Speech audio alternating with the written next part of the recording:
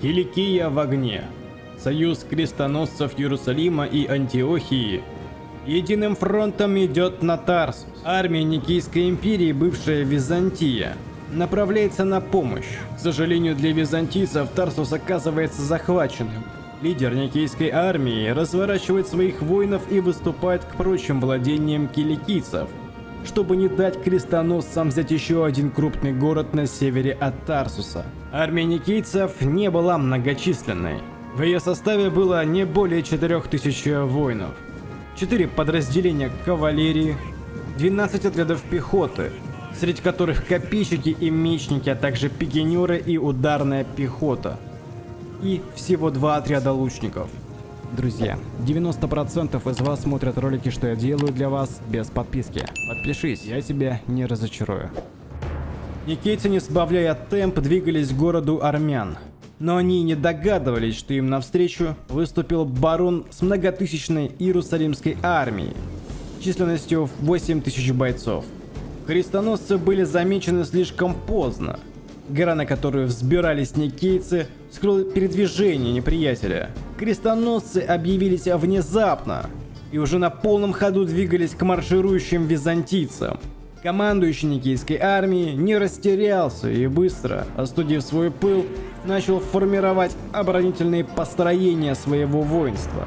Авангард заняли копейщики скутаты и пикинеры миновлаты.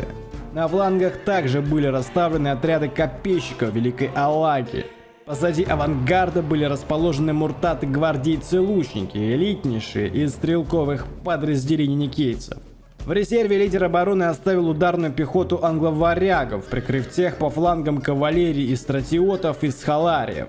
Никейцы успевают занять позиции и уже готовятся к натиску. Крестоносцы шли уверенно, победа для них уже была предрешена. С холма на полном ходу воины иерусалимские все без остатка устремляются на защитные формирования воинов Никеи. Арбалетчики-крестоносцы первые дали залп.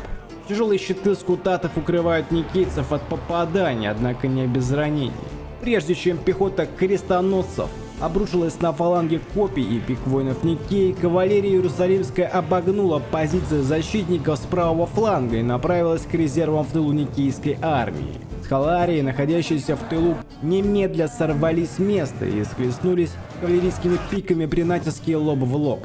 Удар 2 тяжелейших подразделений кавалерии ознаменовал начало этой бойни. После лидер никейцев немедленно выводит из резерва по отряду на каждый фланг для поддержки собственной кавалерии в бою с всадниками неприятеля, а также с пехотой, что отделилась от основных сил крестоносцев и тоже направилась во фланг резерва обороны. Тем временем на левом фланге стратиоты и всадники также выступают в бой с превосходящими по численности всадниками Иерусалима. Враг обладал большим количеством подразделений. Около 12 кавалерийских отрядов было в составе армии крестоносцев.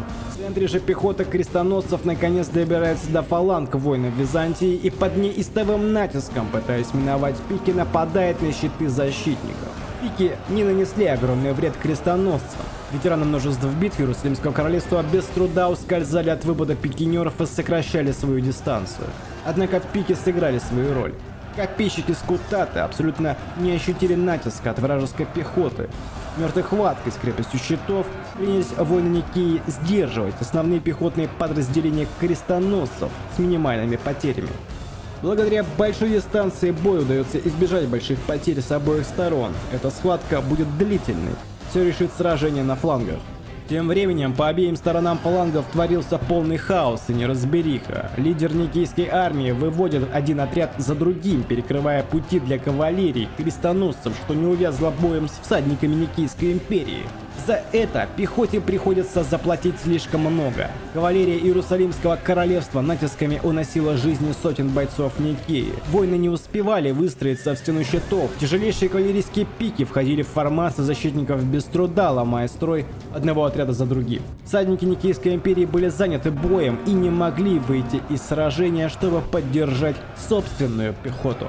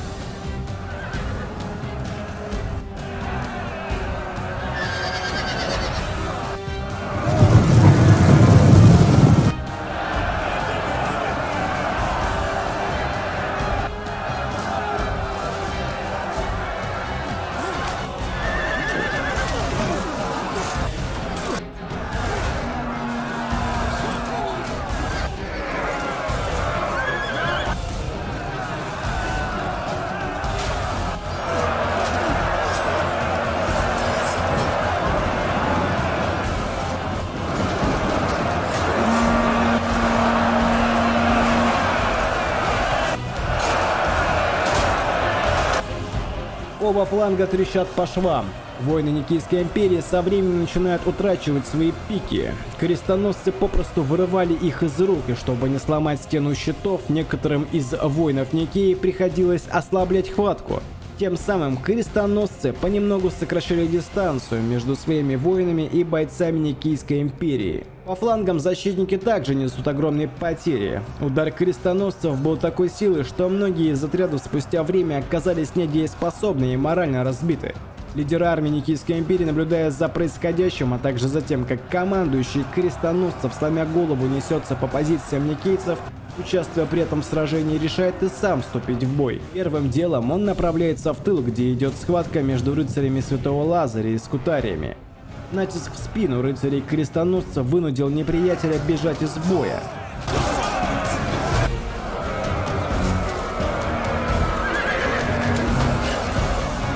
После командующей Никейской армии выдвигается на правый фланг с возвратившимися после отступления воинами Никеи. Появление лидера воодушевило никейских воинов. Защитники решились на контрудар. Тяжелая пехота Никеи направилась следом за лидером и вдарила сражающихся крестоносцев, что вели свой бой со скутариями. Тем временем лидер направился истреблять кавалерийские отряды крестоносцев, что увязли боем с пехотой Никеи.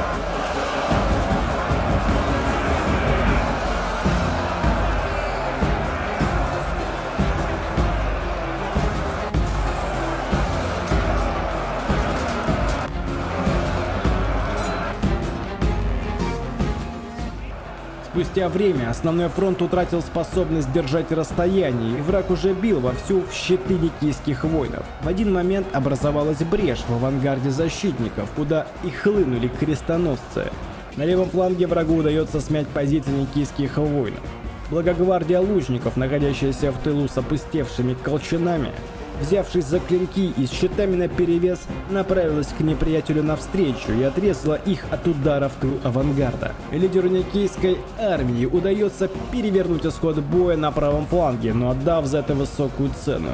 Кавалерия крестоносцев полностью разбита на этом фланге и бежит. Пешие рыцари, госпитальеров и тамплиеры в итоге тоже отброшены. И натиском в тыл ударной пехоты Никеи оказываются полностью разбиты. Никейцы также понесли серьезные потери, и лишь двум отрядам из них, ударная пехота и скутарии, удается выжить, но при этом утратив более чем половину своего состава. Командующий Никейской армией велит выжившим направиться за ним. Никейский полководец задумал хитрость, он сымитировал свое отступление. Лидер крестоносцев, завидя отступающего командующего неприятеля, немедленно расформировал стены щитов своих воинов и бросил их на истощенные после длительного боя бойцов Никейской империи.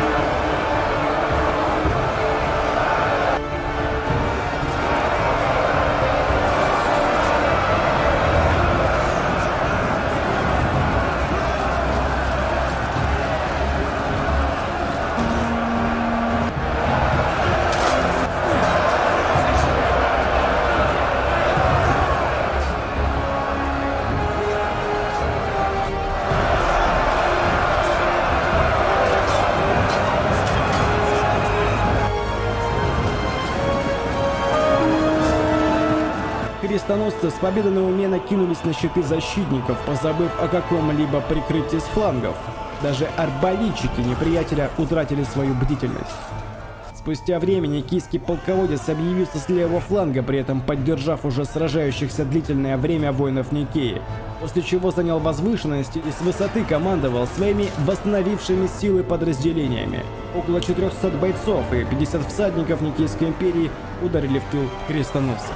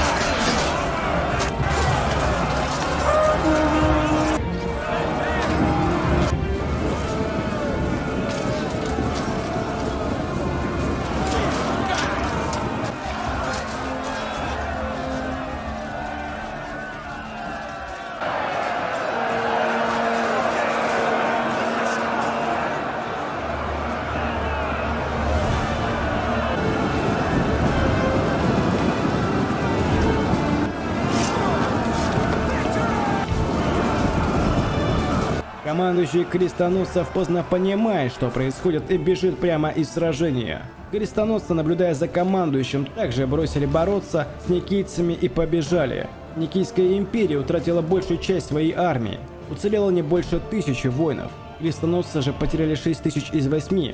Доблестно сражаясь, воины Никейской империи, не щадя своей жизни, спасли киликийскую Армению от нового нападения. После этой битвы был заключен мир между двумя сторонами. Друзья, это не более чем зарисовка возможных противостояний в Средневековье. Прошу вас относиться к этому ролику как к развлекательному формату. Всем мир, не забывай ставить свой лайк, писать комментарии, и все соответствующие ссылки вы найдете в описании под роликом.